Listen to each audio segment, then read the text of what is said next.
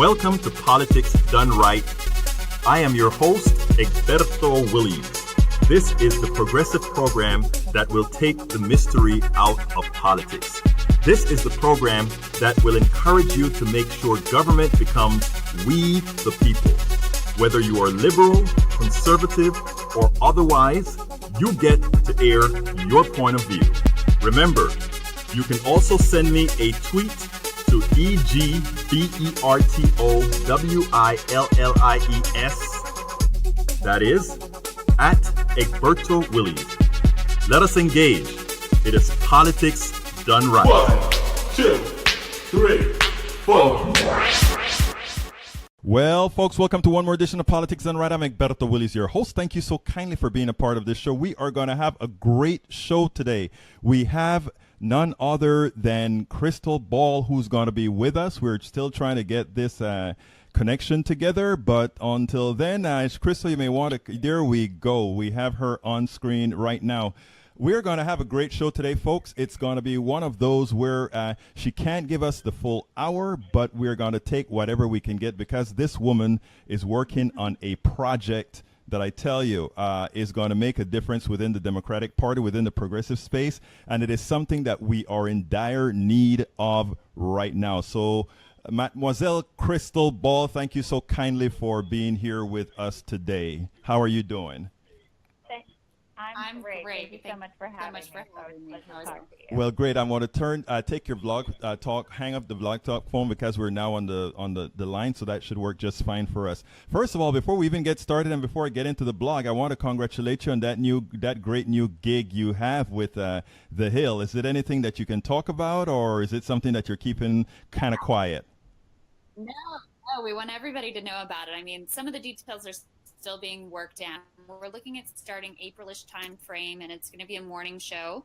Myself and a co-host will be on the right, but I'm pretty sure we know who it is. That part I can't tell you yet, but I can tell you it's someone who's very thoughtful, critical of the party, a smart, honest, critical thinker who's done some interesting things in the world. So I'm excited about breaking out of this kind of stale, reactive, predictable left-right conversation and really kind of digging into the issues that are impacting people's lives. So it's good stuff. Well, it's interesting because here it is a progressive woman talking about you want to get away from the left-right issue just so that we can actually get things done. Is that right? I mean, for far too long, we've been ineffective in the polarized speech that we've had, I guess. Yeah, well, it's just so predictable, right? You show up for any cable news segment, you know exactly what the other side's going to say. You know what your talking points are, and then it's like you don't even have to watch the segment. I think we've all become so sucked into the Trump show and taken on our roles that we're expected to play in the Trump show that it's just not really moving our country forward at all. So what I want to focus on are sort of sorting out the news from the noise, what he's saying and what he's actually doing and how people's lives, and also looking with a critical eye at both parties and the ways that, our own party, the Democratic Party, has gotten off track through a critical lens. Those are the things that I'm really passionate about, making sure that middle class and working families in every community across this country can. And I just don't see a conversation happening anywhere on cable news that really is adding to that goal. So that's what I'm hoping we can push towards. And I think based on what I see you doing already, it's going to be successful. But let me give you the proper introduction here. Before we start, I want to have a special ask of all my listeners, and that is please make sure to go to the Facebook page Politics Done Right with Egberto Willies and like that page as well. Go ahead and follow Egberto Willies. That is EGBERTOWILLIES. I know it's a strange name, and that's why I spell it. And of course, go to Twitter and follow Egberto Willies. Look, our special guest today is former MSNBC contributor and former co-host of the Cycle Krystal Ball.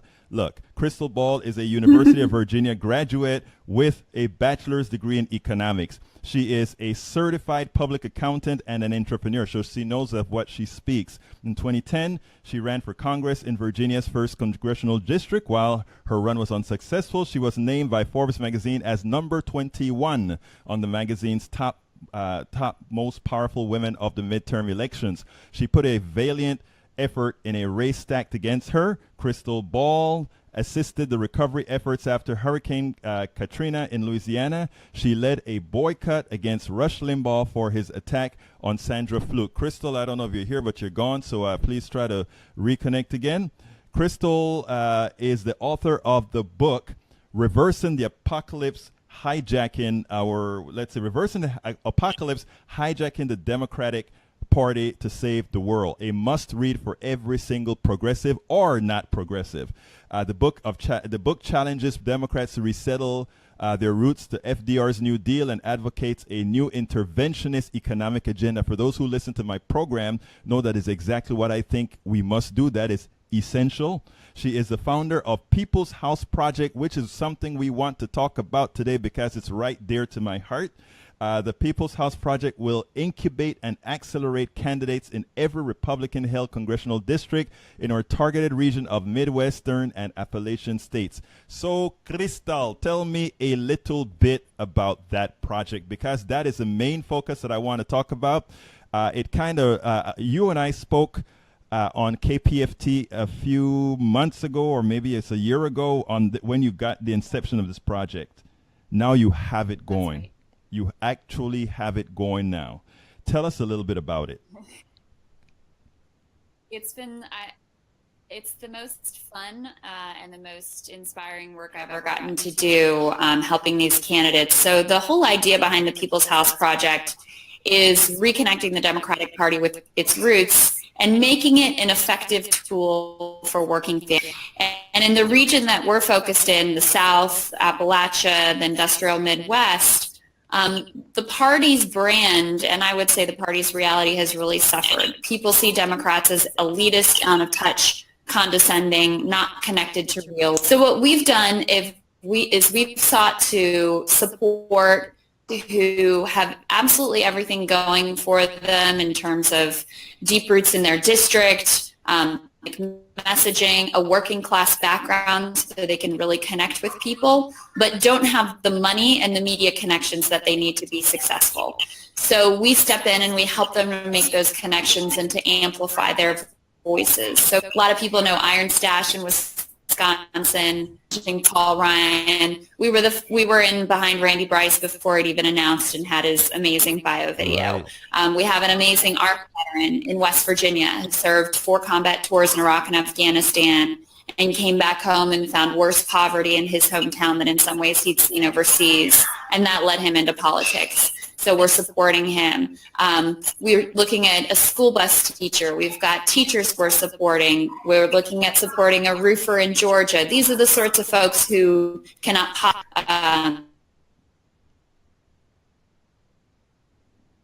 Okay, we may lose her a bit again from that connection. Let's see if she'll come back. I think we lost you again, Krystal, but I mean, we're going to wait to get you back here. Krystal was talking about the People's House Project that she's working on, a project that has been very, very successful thus far in bringing people into the fold, bringing candidates into the fold who can win. And that is what she's been doing right now. And I think she may be coming back now. Are you back, Krystal? Yes, you're back now. Yeah. Hey, I think we have a kind of a flaky connection or something. But anyhow, continue with that, what you're saying. So we're very involved with our candidates and then go away, mix with them, helping them solve whatever problems they have, editing op-eds, getting them placed, advising them, helping them with fundraising, whatever they need. So it's been a lot of fun, and we're filling in the gap to try to rebuild the Democratic Party in the places that we've slid the most, which also happen to be some of the most economically challenged parts of the country. Now, you were featured on Vice. I think that was a hell of an exposure for your project, and it was interesting because some of the ruckus that got created on the internet because of some of his stances was kind of interesting. What you thought about that? Well, look, so he's a state senator in West Virginia, and he is running an unbelievably unbelievably successful campaign and is an unapologetic economic progressive. Right. Radical thinker in terms of healthcare and returning power to the people. In 2016, he supported Donald Trump. He thought with Hillary Clinton, things are going to be the same, and at least Donald Trump's talking about it. Now, since he sees that as a huge mistake, and he's written, but that's what people really objected to. And here's what I say: this country supported Donald Trump, and if we want to win in communities across this country, we can't write them all off. We have to look at what that they saw in him, and be about how it is that we could have offered such a poor alternative. And I'm not Hillary Clinton here. I think the problem goes a lot deeper than Hillary Clinton. We could have offered that people would find Donald Trump appealing in any way at all. Anyway, I'm happy to have that debate, because in the end, if you see Richard Ojeda, our candidate, you know that he is going to fight for people like no one you've ever met before. In fact, today, he led a march on the state capitol in West Virginia of hundreds, if not thousands, of teachers who walked out of school to protest Republican attacks on their wages. And he was the lead.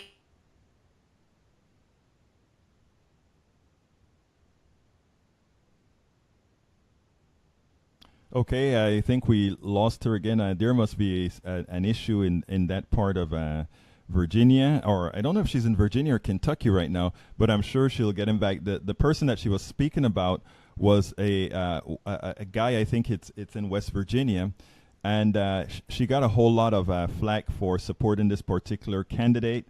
But as it turns out, some of the things that I want to talk about after Krystal has to go is going to be exactly what she's talking about there. And it is why we have to look at an economic message. Forget about, look, I'm not saying that we shouldn't ever discuss the racist or racial messages, but it is also important to realize that whenever you're talking about the economic message, as long as the economic message is handled appropriately, it is all boats float. Go ahead, Krystal, now that you're back. You're talking about the young man in West Virginia. Well, yeah, so he's such a champion that he led a march of teachers on the West Virginia state capitol today, and hundreds of them were standing outside the Senate chamber where he is a state senator, chanting his name because he's been such an advocate for them. He's such a fighter. So support him, and I don't particularly care who he voted for. I care that he's going to be a champion for everybody in his district, in every community, and for people who are struggling across our country. And I got to tell you, National Democrats think you can't win in West Virginia anymore. He's going to win. He won in a deeply red district that went for Trump, I think 70%. And he won. He won that district on $4,800. Yes. Look, I have no doubt about it. What I've been preaching, in fact, I don't know if you remember when you wrote that article at Daily Kos, another article that you took a whole lot of flack for. I guess I was one of the few front pagers that came in and say, hey, kudos to you, young lady, because that is people have to see the big picture, right?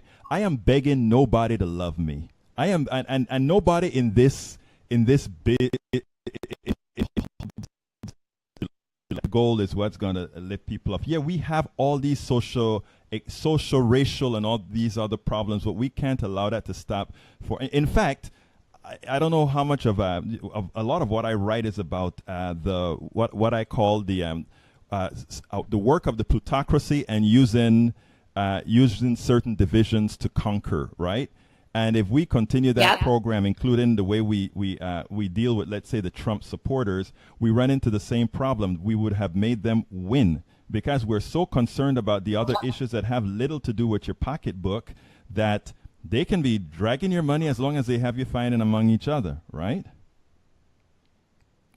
That's exactly right. They use other cultural divisions to try to divide working people. And we're saying enough. We've got another candidate that I'm really excited about running in North Carolina. Well, there we go again. We're just about to learn about that other exciting candidate in North Carolina, and we had a mess up with the internet again, but not to worry about that. She'll be back to tell us about that candidate in North Carolina.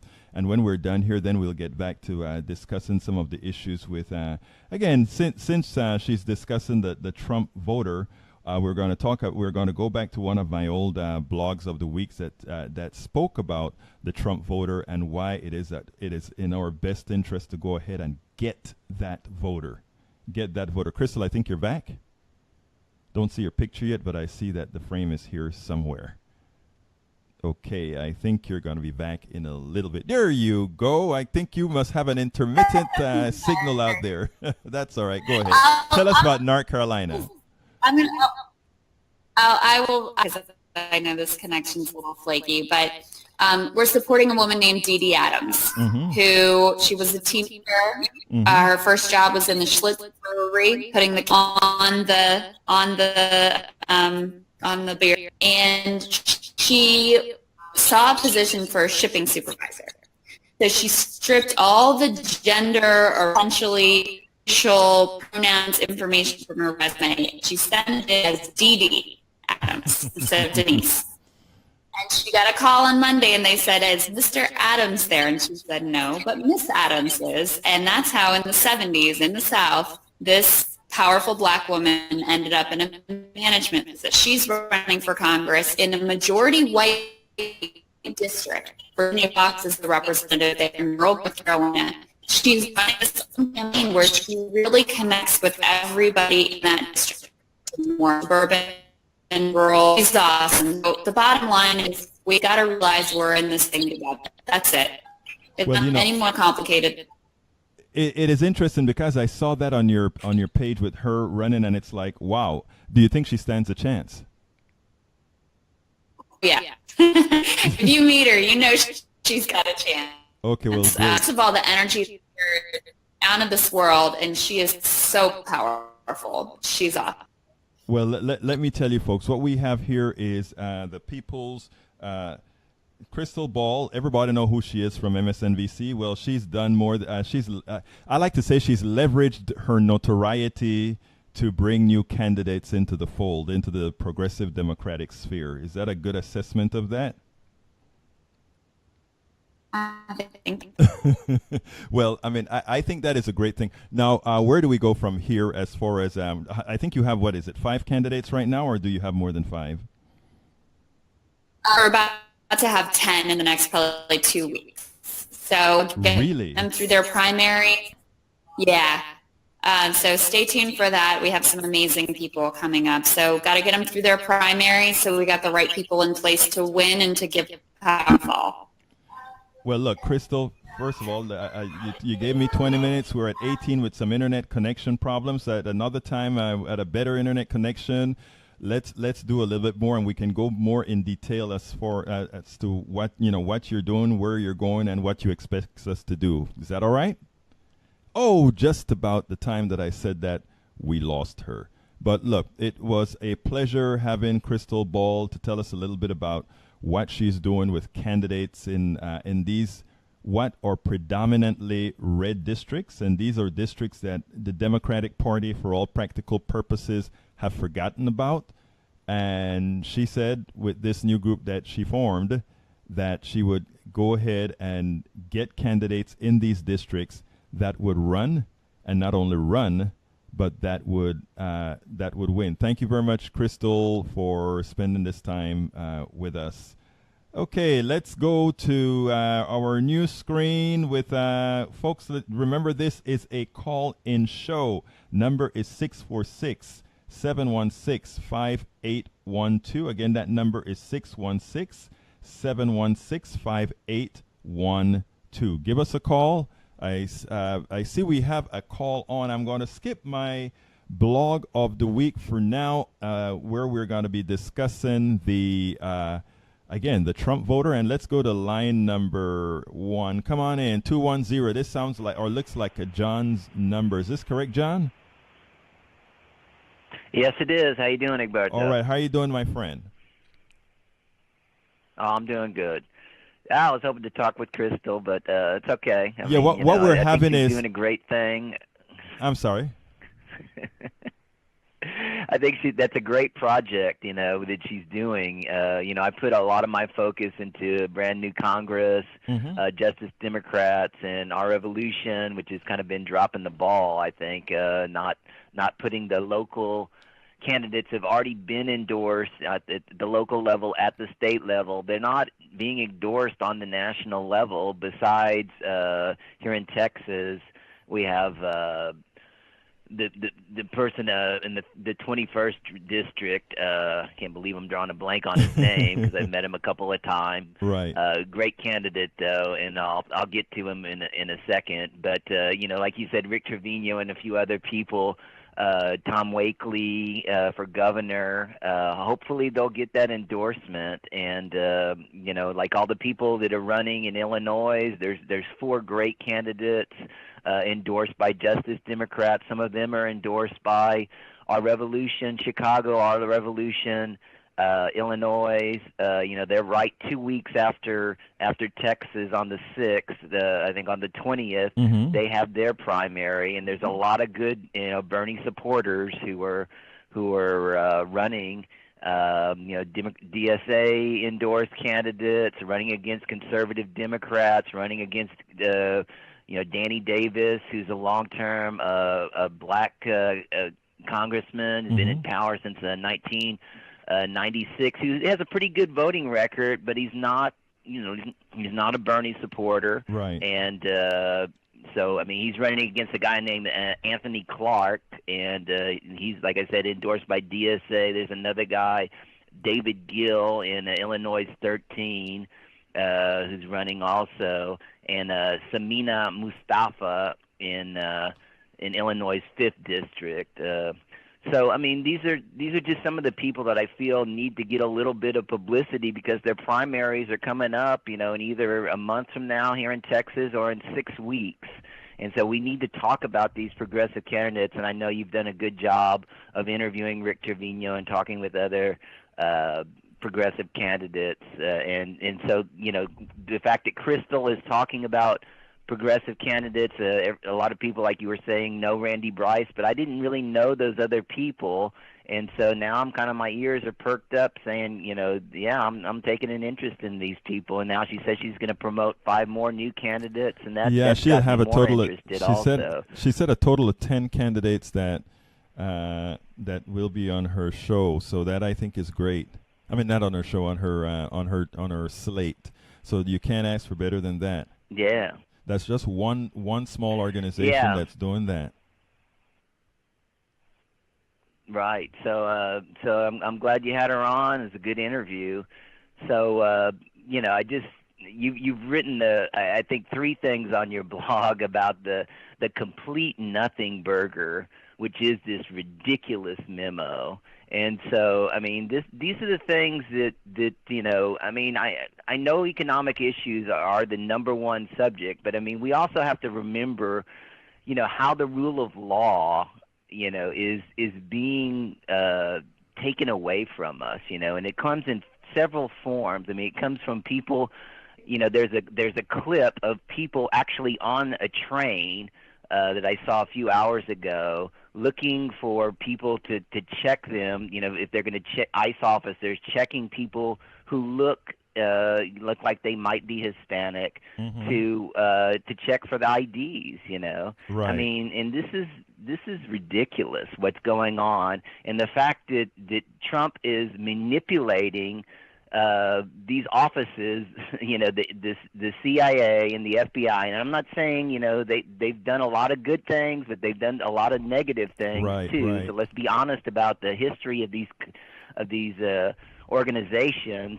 But I mean, you know, in general, in a democratic society, we should have a law enforcement, you know, mechanism, and you know, these are Trump based employees that he put in office, Christopher Wray, Rod Rosenstein, and so the fact that he's, you know, trying to get these people fired and degrading these people is just so out of bounds, and it's just really sad that people are so clinging on to their authoritarian instincts. That the people who support Trump, they're not thinking freely. They're just whatever Trump says, that's what they believe. There was a caller on Sam Cedar, a regular caller who called in, conservative, and he was saying that his line was, "Oh, we got to get rid of the illegals. The illegals." Now that Trump is targeting regular immigration, he's saying, "Well, I've evolved to that point of view." I mean, it is sad. So this is authoritarianism. This is people who need a leader. They have to have somebody tell them how to think, how to act. They don't accept democratic norms. They don't accept, all the good things in this country, and there are plenty of negative things, and we should talk about them too. But there's a lot of good things, dealing with our democracy, and we should make it an even open and freer society. And they don't want that. They want everything to be, to be more authoritarian, and that's not what this country is about. Let me tell you, I like some of the stuff that Krystal is doing. Change. Let me just say this. I like what, Krystal, I've been, she started on this project, I guess, just over a year ago or a little bit more or something of that sort. And one of the things that happened, I noticed, was on places like the Daily Kos, she took a lot of flack because, again, I don't know if you listened to the show yesterday. I had Dana Steele on, and there was sort of a trick question that that somebody had for Dana Steele, which was about the white voters in this area in Houston, the Pasadena area, the very industrialized area that are dirt poor. And they try to ask her sort of a racial question, and I believe it or not, her answer, I thought was especially sitting next to this black host, her she didn't bat an eye in saying, no, she's going out there to fight for those people, and yes, color and all of that is a problem, but at the same time, I am going for I'm looking at the economic message. I'm one of those who speak specifically that says you solve the economic problems. And look, economics, the racial problem is also an economic problem because of the lack of opportunity that you have. However, it's also exacerbated when the economic problem is how should I put this in the right context? When the economic problems for everybody is bad, that is when the plutocracy gets a chance to really effect its social re-engineering or social engineering, to use that racial construct to divide. When things are better where all can get opportunities, you get a chance to work on those other issues objectively. And I don't know if I explained that quite well, but I like the way Dana did that. I kind of mentioned that on my show yesterday, and Krystal does it unapologetically. She takes a whole lot of flack on MSNBC sometimes when because right now a lot of folks at MSNBC, the attitude is, to hell with these Trump voters. Let's not waste our time on them. Let's just worry about bringing out the other voters that generally vote. And my contention to them is, that generally don't vote. My contention is they generally don't vote. So, while the Trump voters, they do vote. So, if you have a conversion of a Trump voter, it's probably a much longer lasting conversion than a person who voted for Obama, who later on stayed home for Hillary Clinton. And, so in my opinion, you have to do them all. Anyway, come on in, John.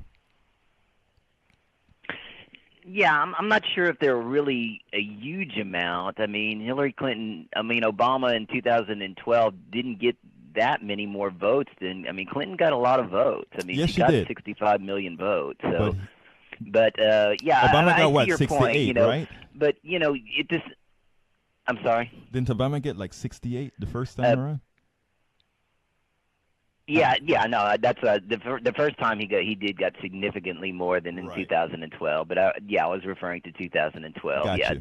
Yeah. There's no doubt. I mean, there's no doubt that that in 2010 and 2014 there was so many people who didn't turn out, and so that's what we got to turn around. And Virginia was a good step towards that. So it's just a matter of motivating people, and I think people are motivated. Obviously, like we've been talking about over the last couple of weeks, the numbers have been changing, and so that's hard to. And I agree with your assessment about messaging, and we've got to get better at that, and so hopefully that will happen.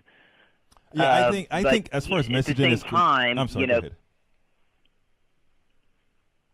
You've also been, when you talk about economics, but I mean, I've had many conversations with you over the years. Whenever it's not just when people are killed, but I mean, obviously that is a kind of a tipping point. When you have people, all you can name all of the Eric Garner and Trayvon Martin, and name right.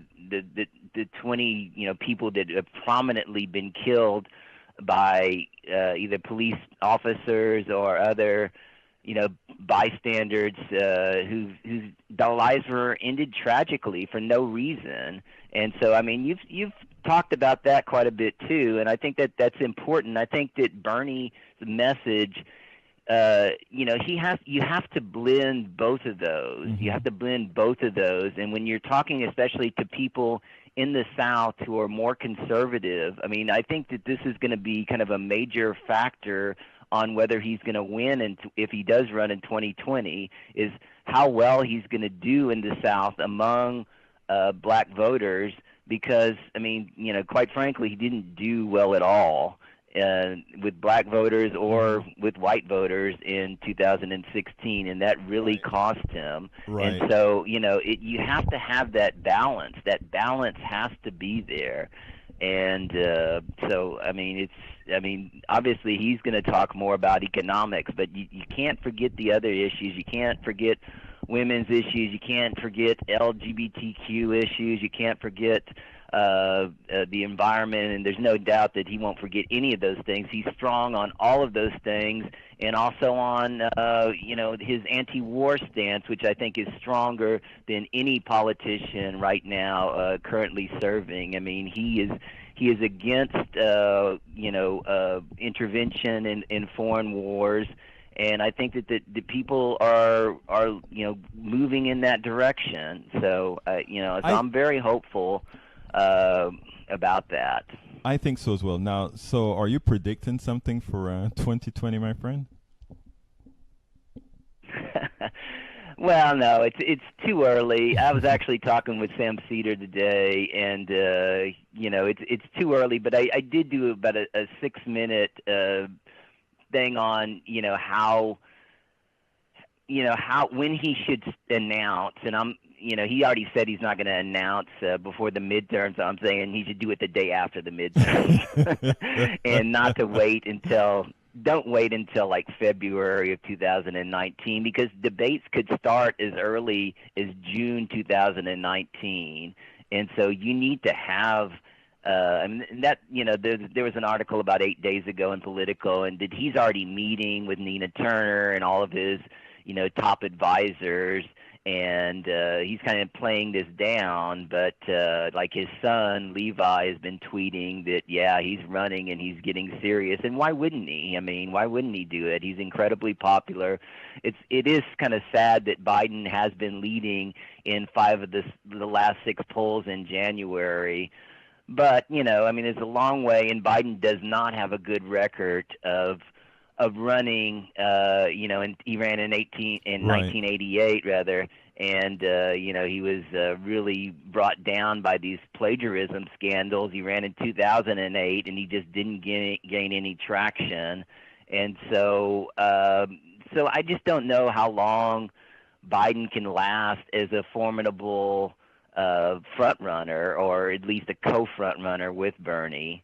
And, you know, I was also talking about Booker, Harris, and Gillibrand. And I think that, you know, there's no doubt they're going to move to the left. But, you know, Bernie should just go, look, I mean, I'm glad you're all of these issues that I articulated in 2016, that you're moving towards these issues, but all you're doing is following what I said. And, you know, it's good that you're doing that, but why get an invitation when you can get the real thing? Well, exactly. I mean, and Booker, I am sorry, Booker were to join the fray. I think Booker is not a clear Medicare for all person, especially given his vote on not allowing the sale of drugs across the international borders. So I don't know that I could support Booker in a primary at all. And likewise, Kamala.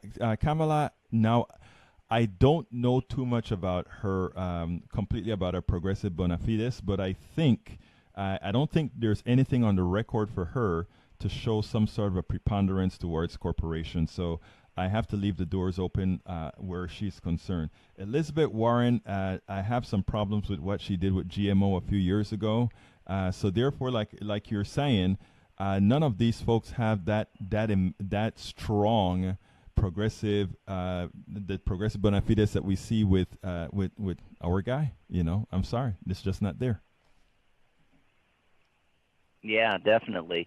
You know, I mean, I do think that Booker and Harris and Gillibrand have good voting records, but I mean, you know, most of them have been in office when the Republicans hold the Senate, and so essentially it's just basically voting no on everything. And the thing with Bernie is, you know, this is aspirational politics. This is saying, you know, we do not accept the status quo as it is. You know, we want change. We want Medicare for all. We want free college education. And, you know, we can get this done. We want to seriously tackle climate change, you know, and do this by also, you know, telling people that, you know, greed is running rampant in our society, and it's been this way almost through our whole history. Right. And we have to somehow address this, and I think Bernie addresses that more than any other politician that I've seen in my lifetime here in America. And so, you know, it's a subtext, but I mean, it's a community vision versus a kind of a selfish vision, or a vision, you know, I just want to help my family, you know, is usually the line. And, you know, that's hard to overcome. I mean, you were talking about the Monmouth poll yesterday where the tax scam went from 26 approval rating in December to 44. And I think that a lot of that is just, you know, pure selfishness. Right. You know, I think that people they're tapped into that kind of like, I got to do what's right for me and my family, and I'm not worried about everybody else. And, you know, we kind of have to move away from that. We have to think about other people, you know. I mean, I know personally, you know, when I hear a story about somebody, you know, being deported, or somebody, you know, unnecessarily, like the DACA people, or I hear a story about people who dying unnecessarily because they don't have health care, it's, you know, it really affects me, and it's not just, I just don't think, well, that's their fault, you know. Right. They don't have the money, they didn't do the right things, you know. Well, you know, it's not, and you know, and you think about all the medical bankruptcies that happened, you know, before the ACA. And again, ACA is just a short-term thing, hopefully, but you know, it has helped a lot of people, so I don't think we should, you know, downplay it too much. I mean, a lot of people have had health care for the first time in their lives, and they can get treatment. So, I mean, it was a good step forward, but, you know, we need to move forward even more. You know, everybody, health care is a human right. There's no doubt about it, and we have to, as a society, accept that and do what's right for everybody, not just for yourself and not just for your immediate family, for everybody. Absolutely. So it's interesting because, well, let me just read a few things from the Facebook Live page. I really hope we have a new leader coming up. The old school are needed to help, not lead. That is a profound statement. William Bill McLeod, absolutely so. The reality is that the old folks need to sit back and help new blood, raise new blood, coach new blood, so that we keep the bench fresh. Robert Mark says, and I noticed in 2008 that after the vote for the president, hundreds of new Obama delegates decided to go to the mall. Not voting for party chair had a devastating effect on the future of the party for 4 years. I've got to agree with Senor Mark there, absolutely so. I mean, you have to after you elect politicians, you have to then make them do what they said they were going to do. And I think and I tell you the truth, I was partially guilty, but for other reasons with President Obama, and that is that we didn't put enough pressure on him so that he would put enough pressure on others to say, we have to do this because our base wants it. I think there's more that we could have done. Go Montana Progressive, that is from Mick Murray. Juan Garza, here from Commerce City, Colorado. Welcome aboard, Juan Garza and Marilyn Fowler. Hello to you, too. Anyhow, folks, the number is 646-716-5812, 646-716-5812. What I want to do is, John, if you'll hold for a second, we have the blog of the week that sort of complement what the show was supposed to be, or what the show was about, having had Krystal Ball here from the People's Project. Which is fighting to get red districts blue by running some candidates that otherwise wouldn't win. And I love their confidence when she said the guy that's running in West Virginia is going to win. She said the woman, I think, where was she again? In Pennsylvania, wherever she was, Teamster or North Carolina, that she's going to win. I like that kind of a confidence. We're talking about Democrats winning in red districts. And if you have people that are pushing that sort of away, then it just could come through if we do our part, if the party does its part. But anyhow, guys, you know what time it is. You know it's late. It's time for the weekly blog post. Okay, let me first give an errata. This one I've done at KPFT before, but I think it's very well. It's kind of needed right now. And it goes as follows. Many in the Democratic Party and the progressive movement believe it is foolhardy to go to the Trump voter. The Virginia vote cauterized that in the minds of many. 65.3% of whites, 59.6% of African Americans, 49.3% of Asians, and 47.6% of Latinos voted in 2016. And America is a majority white country where the systemic nature of voting rules also give them the potential for higher voting rates. This reality will be so for the foreseeable future. There is a lot of talk about the browning of America that should drive people of color crazy. Many of these calculations are based on classifying a group of people as Latinos. Latinos come in various shades. A large percentage of them, by the second generation, are easily and willfully absorbed into the majority culture. So politicking under the false premise that America is browning to the point people of color being a majority and thus making our politics more demographically fair is a pipe dream.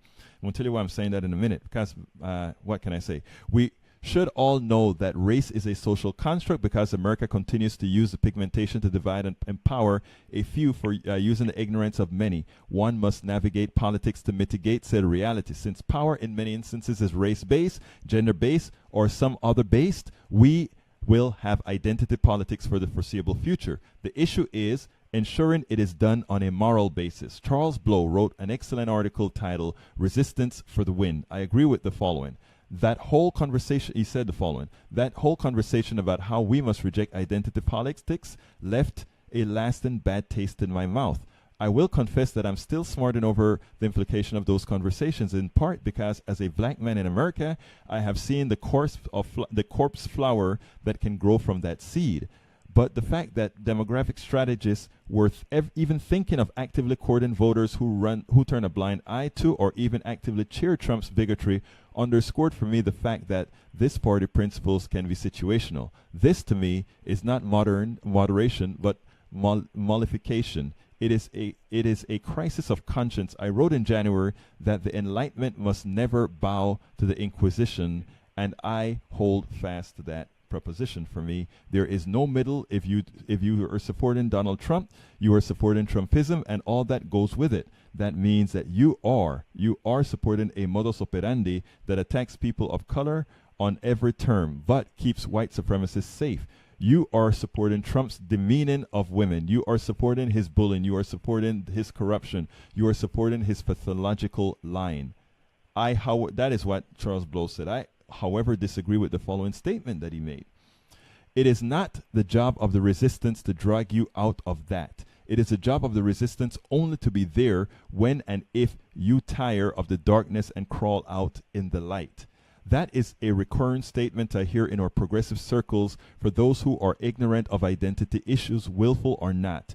I am a man and a recovering sexist. I remember saying something sexist that I had no clue was sexist based on my upbringing in Latin America in a forum. Many women in the group slaughtered me after the meeting. When I asked for help to identify what I had said, I was told it was not their job to fix my problem. I genuinely did not know what I had done wrong until a kind woman took me aside and explained why the statement that I made was wrong. Some Trump voters are non-redeemable because they know exactly what they're doing. I've spoken to enough of them to know that others are programmed, and spending the time to have them deprogram themselves with one's coaching is possible. It is time-consuming, and many progressives have no desire to do it, and that is fine. It should not, however, be a spoken or unspoken policy to write off any demographic group. More importantly, very few of the sick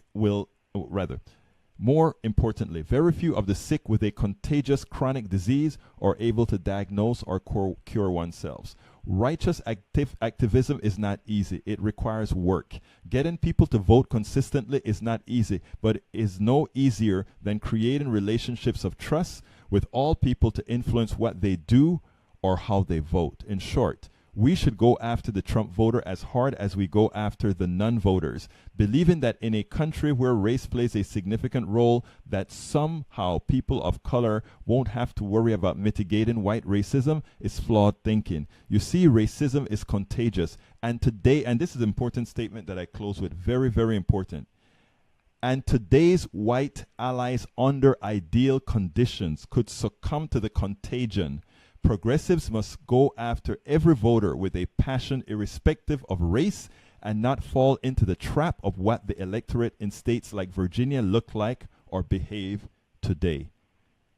That is the blog of the week. So, folks, give me a call. We still have a few minutes for you to do so. 646-716-5812. Again, that number is 646-716-5812. I think our initial connection problem sort of hurt our reach. Whenever you have these initial connection problems and you don't get that immediate reach, it hurts you. Go ahead, John, and add to the discussion. All right. I think this is a little bit of a departure from you, and the reason I was saying that is that, you know, when I woke up at 3 o'clock in the morning, you know, I have a lot of your old KPFT shows put in on my iTunes. Oh, I like that. So well, thank you, my friend. A lot of times I fall asleep, and you know, the music just keeps playing, and then your show, you know, I'll wake up at 3 o'clock in the morning, your show will come on. And like one of the things when I woke up to go to the bathroom at 3 o'clock in the morning, and I'm hearing Egberto saying, we need to get that Obama coalition. We need to get them out to come out to vote. Right. And I was like, whoa, okay. I mean, and so I can explain that, but I'll let you finish. That you were. I'm sorry. I can explain that, but I'll let you finish that first. Okay, but I mean, I think that what you're saying is, I think it's more important actually to bring your base out. But I mean, I also agree that we should have conversations, you know, with Trump voters.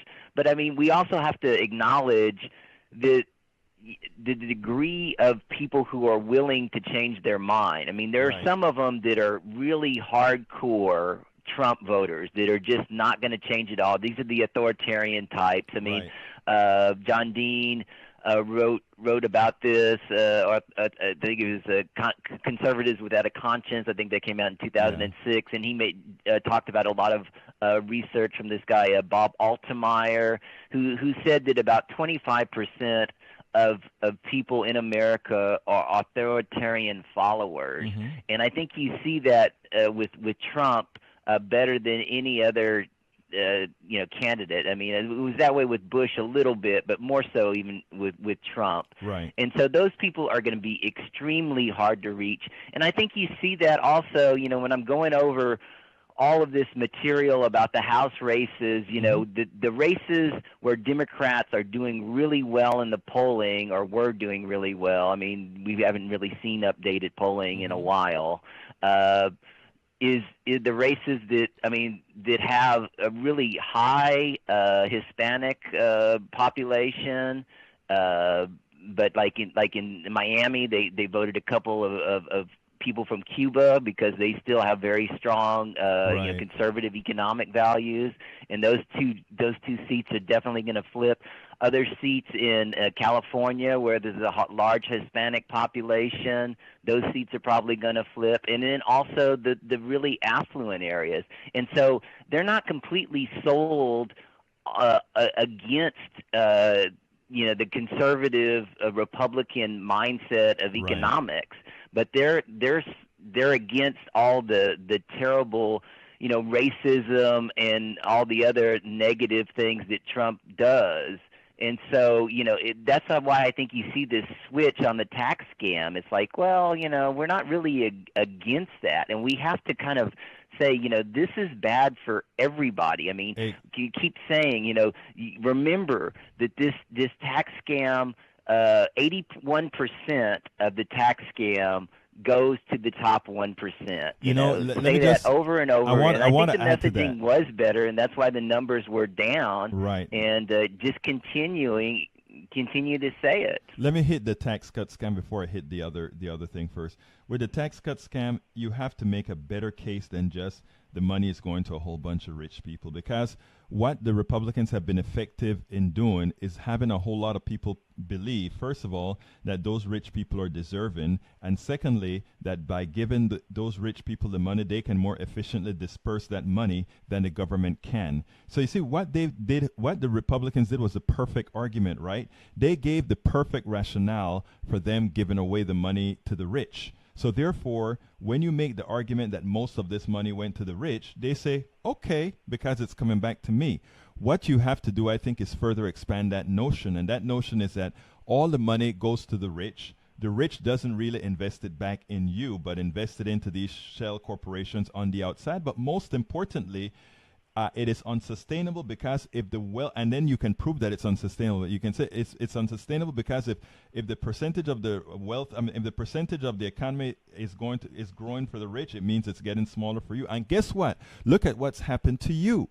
And we have been given this over and over again. So you have to take the argument one step further. Now with the other part of the discussion, where first of all, thank you so kindly for listening to Politics Done Right in the mornings. But what you get, what you have there, my friend, is that I want to get the Obama coalition back again. My contention is a lot, and I think I wrote a blog to that effect on Daily Kos.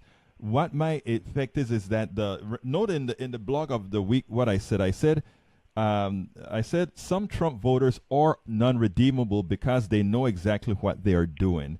I have spoken enough times to them to know that others are programmed and spending time to have them deprogramming themselves with one's coaching is possible. That you can deprogram some of these guys. I've done that myself, and you have done that yourself with the words that you've said on this show. People have said, oh, God, I see that. But it's not mutually exclusive with wanting to put the Obama coalition back together, because my contention is those folks, those redeemables, are in fact Obama's coalition. Obama's coalition really is a coalition of all progressives. And if you believe what I write, when I say if technically speaking, based on the wants, the needs, and the values of Americans, most people are progressive. They may be progressive in everything minus abortion. They may be progressive in anything minus religion. They may be progressive in anything minus gun control. But their economic values, as Krystal had mentioned when she came on as well, is progressive. One of the reasons some of her candidates take flack, which she's unapologetically doesn't care about, is that one of her guys love guns, but he's economically progressive. Should he just be thrown through the door for that? Now, there would be a problem if he wasn't for a woman's rights to choose. I think that one is sort of a showstopper because, I consider the inability of, I consider any man or any government trying to apply their pressure on a woman's body tantamount to slavery. So, I put those two in the same boat. So that is a one unredeemable thing, I think, for a progressive, that particular issue. But anyway, you only have a couple minutes, John, so come back. Okay, I just want to real quickly, I've been thinking about this a little bit. When you talk about, skin coloration and what's the term you use, that there's basically that it's not a real it's a social construct. Defining factor or whatever. Right. I guess the issue I have with that is that the way that society is tainted against the white man has always oppressed the black man, the Latino man, the Asian immigrants, the Native Americans, even people from the Middle East. All of them have been oppressed by the white man in society. And so, we have to deal with that factor. I agree. I want to stop you right there for a second. I want to stop you right there for a second, okay? And are you a white man? Yeah. Okay. The reason I stopped that, right, is that and you grew up in a white family. Probably you grew up in a white family where part of that family as well was just as racist as anybody else. But you got into your better mindset and you realize what the truth is. My thing is, no matter what occurs, I still think a lot of racism is passed down. I don't think I don't think it's entire. There are certain things that somebody who looks a little bit closer to me I associate with or whatever. But I can tell you some other socialization factors, okay? And you put a black kid in just a white environment or the converse, a white kid in a black environment where that's entirely how they grow up. And you ask them how they feel when they enter the environment where everybody else look like them. I can tell you some of those issues, some of how those issues work out. So more than anything else, that's the reason I'm so strong forth in my argument when I say talk about the cultural, the social construct. But I understand what you're saying, that we have to address that issue. I am not going to dispute that with you, but at the same time, I don't want it to stop us from progress. Go ahead, sir.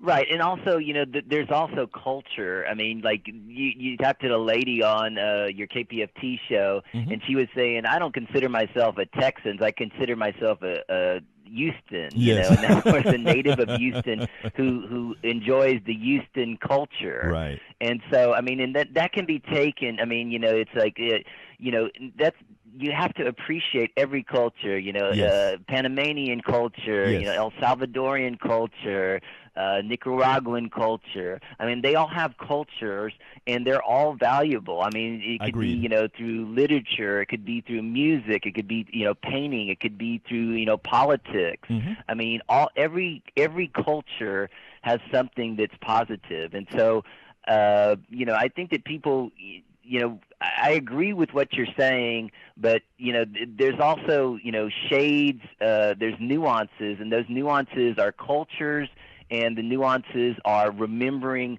the repression that white people have put on minorities throughout the history of our country. And we should make a whole show. We should make a whole show on this because we got to go. So give me like 15 seconds because then I really have to go. All right. Great show as usual. Really enjoying your daily shows. And EgbertoWillie.com and looking forward to next week. Thank you so kindly, John, for being a regular listener. And please remember, folks, do remember to share all these shows. It is superbly important that you do so. That is how we make a difference.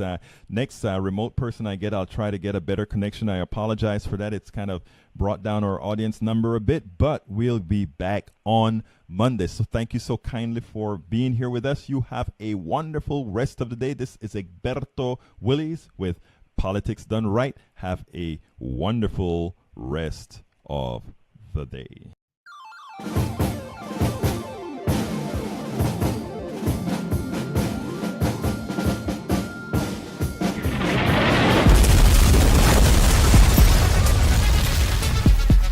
Welcome to Politics Done Right. I am your host, Egberto Willies. This is the progressive program that will take the mystery out of politics. This is the program that will encourage you to make sure government becomes we the people. Whether you are liberal, conservative, or otherwise, you get to air your point of view. Remember, you can also send me a tweet to EGBERTOWILLIES.